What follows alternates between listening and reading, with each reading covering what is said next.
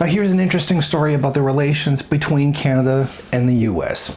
Now, just recently, a retired US Army Sergeant Louis D. Natalie and his wife were on a romantic getaway from Kentucky to Vermont when they say that their GPS system accidentally sent them to Canada.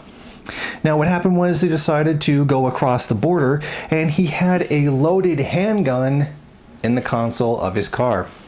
Now when it got to the border, he says that he simply forgot that it was there, and that now he's been in jail for 4 days and he's facing gun smuggling charges.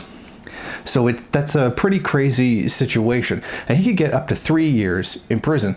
Now he of course maintains his innocence with the following statement: "There's not even a traffic ticket in my background. Why would I come to Canada to bring a small weapon to smuggle in?" Now, I understand that gun culture is a very big thing in the United States, and to a large degree, I'm willing to believe that he actually did forget that it was in his car, because I assume that a lot of people who have a concealed carry license, like he says he has, would forget that it's in his car. Now, the gun was a Bersa 380 handgun that he uses for self-defense. However, he has noted that in the past, he took it out of his car and put it in his wife's car because he had an appointment to go to Fort Knox. So it's not like he's a stranger to knowing that he has to take the gun out of his car.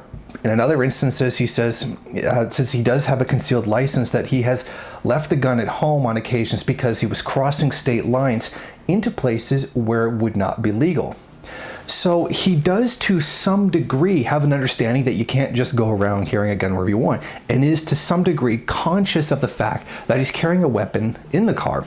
Now, he says he didn't realize it as he was coming up to Canada because his GPS didn't tell him that he was heading into another country. So didn't the bridge over the Thousand Islands say, "Welcome to Canada," or "You are now entering Canada"? Like, he didn't notice that? He needed his GPS to tell him that he was entering Canada?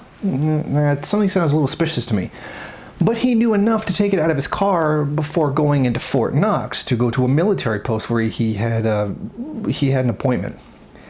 And he knows enough to take it out for going across state lines. But somehow he missed all the signs on the way into Canada that he was entering another country.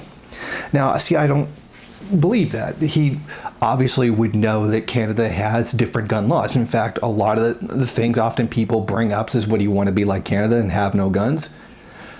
I would be willing to bet in a case like this, he was going into Canada. He realized he had his gun and was going to say, shit, I forgot I had my gun, and then say, oh, you know what, screw them, it's my gun, whatever, it's not a big deal, I just won't say anything.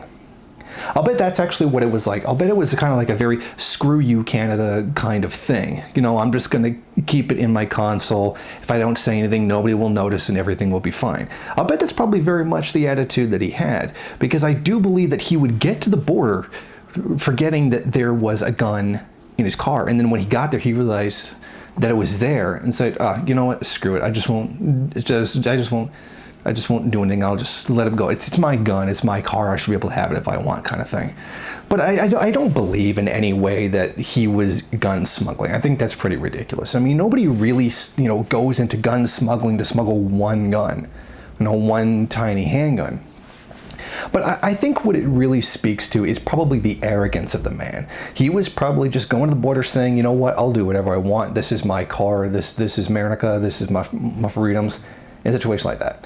But I think actually threatening to throw the guy in jail for 3 years for drug smuggling, for gun smuggling, is pretty ridiculous. If you like this video and you'd like to see more of them, then head over to my Patreon page and show your support.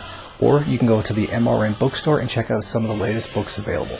Don't forget to rate, comment, subscribe, and share on various social media.